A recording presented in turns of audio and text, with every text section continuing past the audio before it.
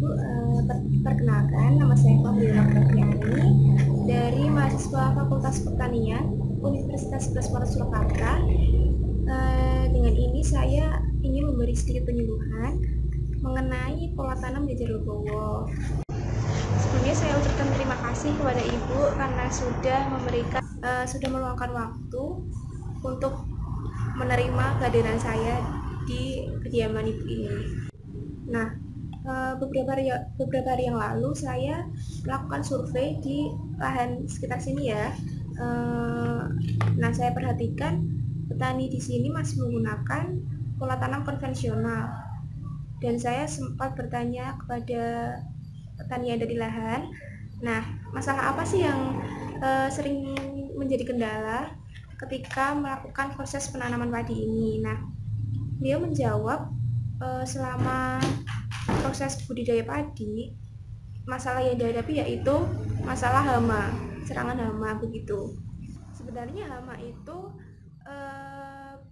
selain bisa dicegah menggunakan pestisida, diatasi dengan pestisida, itu bisa menggunakan pengaturan jarak tanam. Nah, pengaturan jarak tanam ini bisa menggunakan pola tanam jajar legowo ini. Nah, tujuan saya di sini memperkenalkan pola tanam jajar legowo itu untuk membantu para petani di sini untuk bisa menanggulangi, mengatasi serangan hama yang ada. Begitu. Sebelumnya saya ingin memberikan brosur kepada Ibu. Ini berisi tentang materi mengenai pola tanam jajar legowo. Nah, ini bisa Ibu simpan, bisa Ibu baca-baca ketika nanti mungkin setelah saya melakukan penyampaian materi ini, mungkin Ibu lupa atau bagaimana. Nah, Ibu bisa membuka kembali materi yang ada di brosur ini. Ini insya Allah udah lengkap ya. Nah, ini silahkan diterima Ibu. Mungkin langsung saya mulai saja Ibu mengenai penjelasan materi pola tanam jajar legowo. Sebelumnya saya akan menjelaskan pengertian jajar legowo. Apa sih itu jajar legowo? Nah, jajar legowo itu merupakan suatu sistem penanaman padi dengan cara mengatur jarak tanam. Nah, penanaman padi dengan sistem jajar legowo ini telah terbukti mampu meningkatkan hasil padi dibandingkan dengan penggunaan sistem tradisional. Nah, selain manfaat yang sudah saya jelaskan ini, nanti di bagian akhir saya akan menjelaskan kembali kelebihan-kelebihan yang lain mengenai sistem pola tanam jajar legowo ini. Nah, kemudian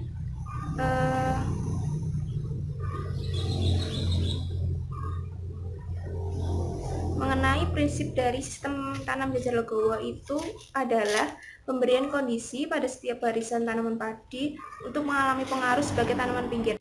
Kalau kita lihat bersama, ada nggak sih perbedaan antara tanaman padi barisan pinggir dengan barisan tengah? Pasti ada perbedaan.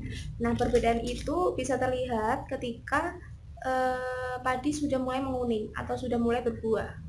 Nah, perbedaan apa sih itu? Nah, perbedaan yang ada antara tanaman barisan pinggir dengan tengah yaitu tanaman barisan pinggir itu tingkat pertumbuhan maupun tingkat produktivitasnya lebih tinggi, lebih baik daripada tanaman padi yang ada di barisan tengah. Nah, kenapa sih bisa gitu? Kenapa sih bisa ada perbedaan? Nah, perbedaan ini disebabkan karena tanaman yang berada di barisan pinggir itu memiliki ruang tumbuh yang lebih luas dibandingkan tanaman yang ada di barisan tengah. Selain itu, tanaman di barisan pinggir juga lebih banyak mendapatkan sinar matahari secara langsung begitu. Sehingga kuantitas dan kualitas gabah pada tanaman padi barisan pinggir itu jauh lebih baik. Baik, selanjutnya saya akan menjelaskan mengenai tipe pola tanam jajar legowo. Ada apa aja sih? Ada berapa macam sih pola tanam sistem jajar legowo ini? Nah, di sini ada legowo 2:1, ada legowo 3:1, dan legowo 4:1. Nah, di sini saya akan berusaha menjelaskan satu persatu ya Ibu. Nah, yang pertama saya akan menjelaskan mengenai legowo 2:1. Tipe jajar legowo 2:1 ini tipe jajar legowo di mana setiap dua baris tanaman diselingi oleh satu barisan kosong.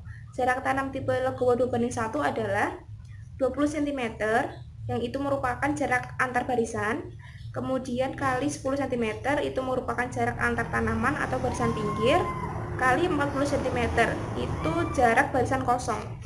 Nah, di sini ada contoh gambarnya yang tipe pola tanam jajar legowo 2:1 yang di bagian atas. Bisa Ibu perhatikan brosurnya, bisa Ibu amati. Nah, kemudian ada legowo 3:1. Itu merupakan tipe jajar legowo di mana setiap 3 baris tanaman diselingi oleh satu barisan kosong. Tipe ini memiliki 2 baris tanaman pinggir dan 1 baris tanaman tengah. Jarak tanamnya adalah 20 cm. Itu merupakan jarak antar barisan dan jarak antar tanaman pada barisan tengah, kali 10 cm itu merupakan antar tanaman pinggir, jarak antar tanaman pinggir maksud saya, kali 40 cm itu merupakan jarak barisan kosong. Nah, tipe pola tanam jajar legowo 3:1 bisa Ibu perhatikan juga pada brosur di bagian bawah di sini. Nah, selanjutnya saya akan menjelaskan mengenai legowo 4:1. Tipe jajar legowo ini merupakan tipe jajar legowo di mana setiap 4 baris tanaman diselingi oleh satu barisan kosong. Tipe ini memiliki dua baris tanaman pinggir dan dua baris tanaman tengah. Jarak tanam legowo 4:1 ini 20 cm. Itu merupakan jarak antar barisan dan jarak antar tanaman bagian tengah, kali 10 cm itu merupakan jarak antar tanaman bagian pinggir, kali 40 cm itu merupakan jarak tanam barisan yang kosong. Nah, untuk lebih jelasnya saya akan menjelaskan menggunakan gambar yang ada. Di sini saya akan menjelaskan lebih lanjut supaya Ibu lebih mempunyai gambaran, lebih mempunyai bayangan bagaimana sih sebenarnya pola tanam jajar legowo itu. Nah, bisa Ibu perhatikan di sini. Ini saya ambil contoh yang legowo 2:1 dan 4:1 ya Ibu. Nanti yang lainnya menyesuaikan. Nah, yang legowo 2:1 ini saya sebut peta ya, jadi satu peta. Ini ada 2 baris tanaman padi. Nah, jarak antara baris 1 dengan baris kedua itu ada 25 cm. Kemudian di sini ada sisipan, ada baris kosong. Itu jaraknya 50 cm. Kemudian ada petak baru lagi, ada 2 baris padi juga. Nah, itu sama jaraknya antara baris 1 dengan baris 2 itu ada 25 cm. Nah, baris pertama, antara padi pertama dengan padi kedua itu ada 25 cm. Kemudian di sisi bagian kiri saya itu jarak tanaman padi yang pertama dengan jarak tanaman padi yang kedua itu ada 12,5 cm. Kemudian saya akan menjelaskan mengenai legowo 4:1. Ini sebenarnya konsepnya intinya sama yang sebelumnya saya jelaskan tadi. Cuman satu petak ini ada 4 baris. Nah, baris yang bagian pinggir sini itu jaraknya lebih pendek daripada tanaman padi yang ada di barisan tengah. Nah, untuk tanaman padi yang barisan tengah itu sama tadi jaraknya 25 cm. Terus yang bagian pinggir itu 12,5 cm. Nah, di sini ada sisipan atau lahan kosong atau barisan kosong begitu. Kenapa sih kok diberi barisan kosong? Nah, sebenarnya fungsi dari barisan kosong ini itu untuk lebih memudahkan para petani untuk melakukan misalnya pemupukan, penyiangan, seperti itu. Nah, baris kosong ini sebenarnya fungsinya sebagai akses Ibu untuk melakukan penyiangan, pemupukan, atau pembersihan hama keong seperti itu. Jadi Kalau di lahan konvensional itu kan jaraknya sama semua ya, antara satu lahan sawah itu jaraknya sama semua. Nah, itu kan misalnya ibu sedang melakukan pemeliharaan tanaman padi itu lebih sulit, lebih hati-hati, lebih was-was nanti tanamannya keinjek apa enggak ya. Nah gitu. Kalau pola tanam dasar legowo ini kan ada barisan kosong. Nah ini bisa ibu pergunakan sebagai akses jalan, sebagai akses, intinya untuk mempermudah ibu melakukan pemeliharaan padi seperti itu. Pasti ibu akan bertanya-tanya kenapa para petani maksudnya lebih disarankan menggunakan pola tanam jajar legowo ini. Kenapa sih? Nah, di sini saya akan menjelaskan kelebihan dan manfaat apa saja yang bisa didapatkan dari penerapan pola tanam jajar legowo ini. Nah, bisa ibu simak di brosur, itu ada 5 kelebihan pola tanam jajar legowo. Ini akan saya jelaskan satu persatu. Pertama yaitu jumlah populasi tanaman meningkat. Dengan sistem jajar legowo ini, jumlah populasi tanaman padi bisa ditingkatkan dan diharapkan jumlah produksi gabah juga akan meningkat seperti itu.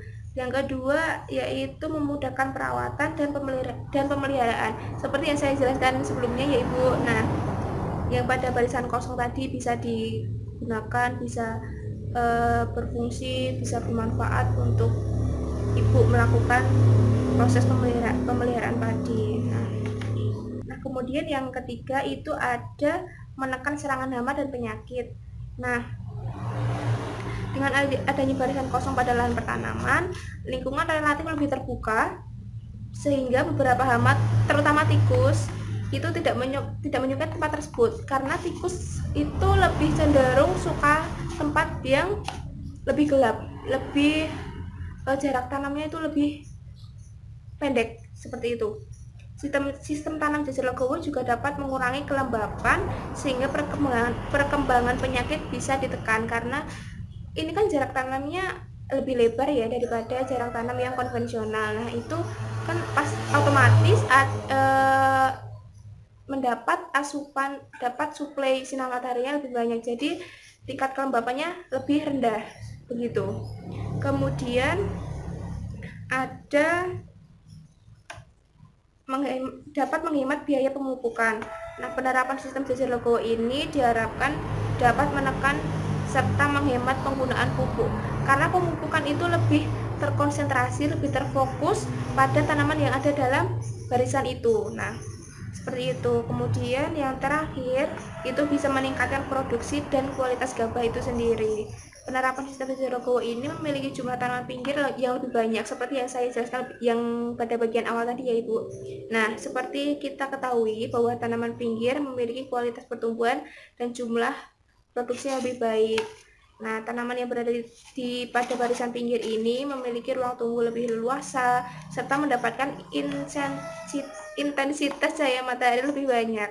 Nah, intensitas cahaya matahari ini akan mempengaruhi kualitas dan kuantitas produksi padi. Semakin banyaknya tanaman pinggir, kualitas dan produksi gabah akan juga semakin meningkat seperti itu, Ibu. Nah, sampai sini mungkin ada yang ingin Ibu tanyakan atau bagaimana? Atau mungkin penjelasan saya yang kurang jelas atau bicara saya yang terlalu cepat? Monggo bisa Ibu tanyakan. Di sini kita sharing aja ya, nggak usah terlalu formal atau bagaimana, karena di sini kita juga sama-sama belajar, masih sama-sama mempelajari seperti itu mengenai pola tanam ini. Monggo Ibu kalau ada yang ingin ditanyakan, insya Allah saya akan bisa menjawab dengan baik seperti itu. Kenapa jarak tanaman yang ada di gambar atau di brosur berbeda ya Mbak? Nah oke. Tadi Ibu bertanya ya kenapa jarak tanam yang ada di brosur dengan jarak tanam yang ada di gambar tadi yang saya jelaskan itu kenapa kok beda sih? Nah saya akan berusaha menjawab, semoga dapat dipahami ya Ibu. Nah, jarak tanam sistem jajar legowo ini sebenarnya bisa dimodifikasi sesuai dengan kondisi lahan serta varietas padi itu sendiri. Nah, atau dengan mempertimbangkan tingkat kesuburan lahan. Untuk lahan yang subur, jarak tanamnya itu bisa lebih lebar.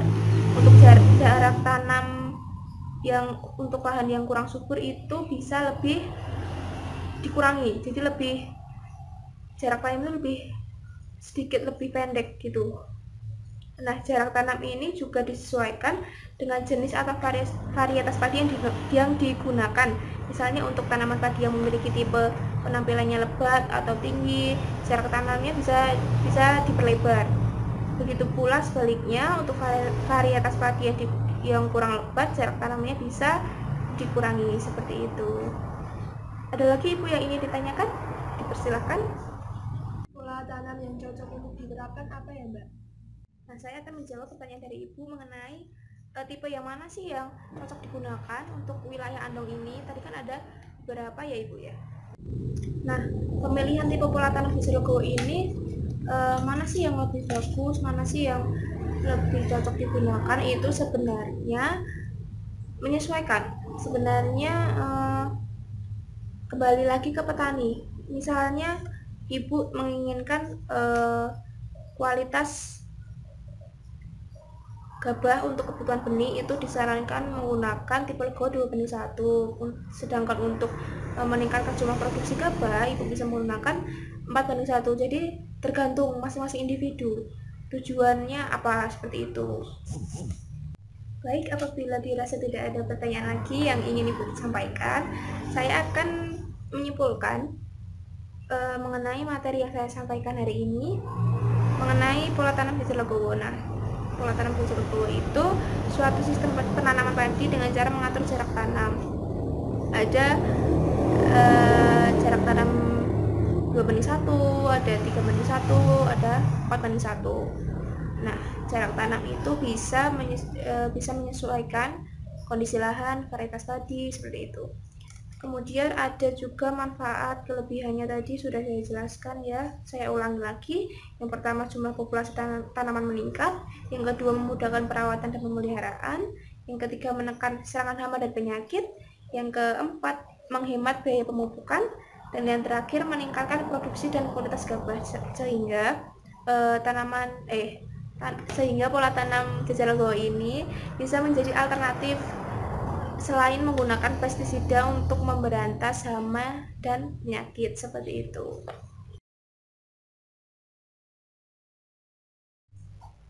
Tema yang diambil dalam kegiatan praktikum metode dan teknik penyuluhan ini merupakan mengenai pengenalan pola tanam, karena pola tanam memiliki arti penting dalam sistem produksi tanaman, dengan tujuan supaya petani bisa menghadapi tantangan dalam kegiatan budidaya, karena petani yang berada di Kecamatan Andong mayoritas masih menggunakan pola tanam konvensional, di mana jarak tanam yang satu dengan jarak tanam yang lainnya sangat berdekatan. Hal tersebut menyebabkan semakin meningkatnya tanaman yang terkena hama penyakit. Kemudian sasaran dalam kegiatan penyuluhan ini adalah para petani dan keluarganya. Kemudian untuk karakteristik sasaran, di Desa Munggur masih terdapat usia non-produktif relatif banyak dibanding usia produktifnya. Untuk tingkat pendidikan, rata-rata warganya lulusan SD dengan jumlah 970 dari total warganya, yaitu 2062. Hal ini menunjukkan bahwa tingkat pengetahuan warga Desa Munggur masih rendah. Yang selanjutnya yaitu kondisi wilayah sasaran. Desa Munggur adalah salah satu desa di Kecamatan Andong, Kabupaten Boyolali, Provinsi Jawa Tengah. Secara umum, wilayah Kecamatan Andong terletak pada dataran rendah karena mempunyai ketinggian antara 200 sampai 400 meter dari permukaan laut. Kecamatan Andong, Kabupaten Boyolali berada di ketinggian 300 mdpl dari permukaan laut. Mayoritas masyarakatnya berprofesi sebagai petani dengan komoditas utamanya padi dan jagung. Kemudian untuk metode yang digunakan dalam kegiatan penyuluhan ini adalah dengan menggunakan metode kunjungan rumah. Sedangkan teknik yang digunakan dalam kegiatan penyuluhan ini adalah dengan menggunakan teknik anjang sana atau pendekatan perorangan dengan dilakukan secara langsung. Untuk materi penyuluhan, pada penyuluhan ini pihak penyuluh memperkenalkan pola tanam Desa Legowo kepada sasaran penyuluhan, bagaimana cara pengaplikasian yang tepat, dan menjelaskan apa saja manfaat dari pola tanam Desa Legowo. Kemudian tahapan-tahapan penyuluhan mencakup pemilihan tempat, prediksi peserta, alat bantu, dan alat peraga. Untuk pemilihan tempat yang digunakan dalam kegiatan penyuluhan ini berada di rumah sasaran penyuluhan, karena penyuluhan dilakukan dengan metode kunjungan rumah untuk menghindari kerumunan massa. Untuk prediksi peserta, kegiatan penyuluhan ini ditujukan kepada para petani yang tergabung dalam kelompok tani Manggar Mulia. Kelompok yang tergabung dalam kelompok tani ini antara lain Mardi Mulia, Tani Mulia, Sekar Mulia, Manggar Mulia, dan Tresno Maju. Alat bantu yang digunakan berupa LBM, sinopsis, dan laptop. Untuk alat peraganya sendiri berupa brosur dan gambar narasi.